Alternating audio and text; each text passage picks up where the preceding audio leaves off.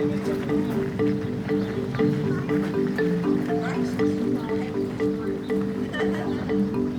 have blue on. Did you know the dinosaurs don't like that color blue? Communities across the South have been convulsed over what to do with thousands of Confederate monuments and markers. This is one of the weirdest. So we have a pterodactyl eating the Gettysburg Address. Yeah, he ate probably 90% of it, and that's why it was so short. This is Dinosaur Kingdom II. But you see how dastardly these Yankees are. See, they're using the baby as bait, getting the mom to do the work. It's a sci-fi alt history theme park in which dinosaurs defeat the Union Army. Wow, that is dastardly. It's how we built the fence up front, though. And drug the big logs through Making here. them work against their will.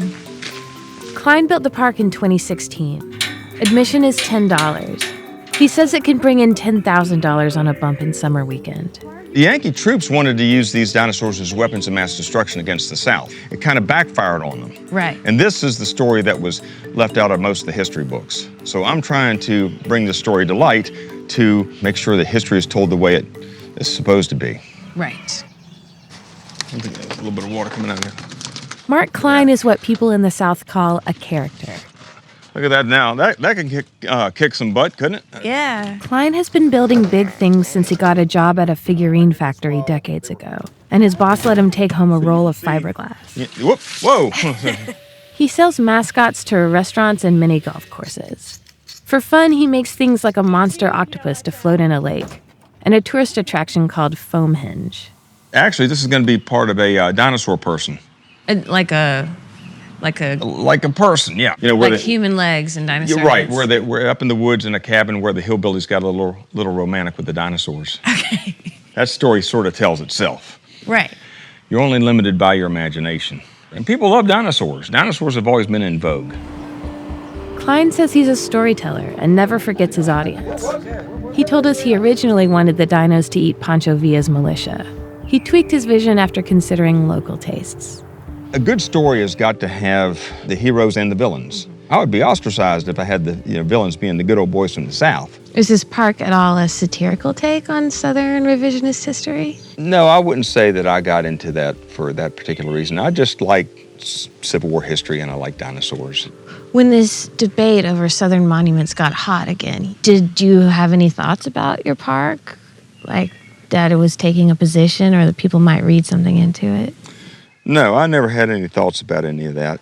Keep in mind, we're just about 10 miles away from Lexington, where Stonewall Jackson and Robert E. Lee are buried. Lexington is the kind of town that's home to an annual Lee Jackson parade, held just before MLK Day. Their names are everywhere. Cline wants no part of the controversy.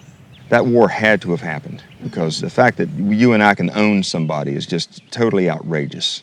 And so that had to change. Man, we're getting into some heavy stuff here. Yeah, well, you're like a guide. You're an ambassador for a culture that a lot of people don't understand. So, like, explain it to the Yankees. Like, slavery is bad. So why do Southern people want the South to have won so much? You know, go ask some of these people that are waving these flags, saying the South will rise again and all that. Say, would you really want to own somebody? I don't think anybody's really asked them that.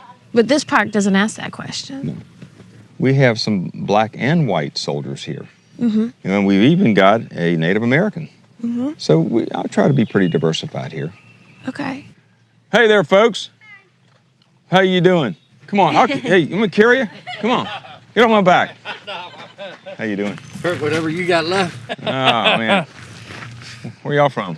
Pennsylvania. Pennsylvania. More people from Pennsylvania. She was just asking me, do you think people from the North might get offended because it's the Yankees being, because of this? I'm like, I don't think, I've never run into... For that part, that's a lot of BS. Uh-huh. Because it doesn't matter where you're from, you're still here. Uh-huh. No matter where you're at. But what do you mean by that? What I mean by that, it's all America. I mean, it's not due to the flag or what everybody else says it represents, it's what you represent. Because there's a lot of controversy about the flag and everything. And she was just asking me, and I said, you know what? There's not a flag in this park. There's not a flag in this park. You know what that flag represented? Oh, history. It represented freedom of trade. Mm-hmm. Nothing to do with slavery. Nothing. Trade of human beings. No, it was freedom of trade. It didn't matter what it was just still trade. It was an industry. But this park has none of that in there. It's all tongue-in-cheek. It's kind of making fun of. In fact, it throws it up in people's faces if they take it too seriously. It's like funny and quirky. It's just like funny, strange It's funny and quirky. But also, it's like there's a dark side.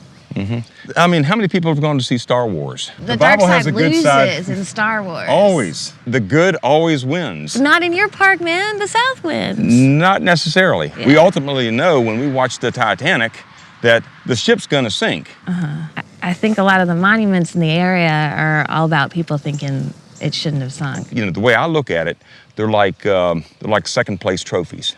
War itself is ridiculous. Okay? And, you know, my park's ridiculous.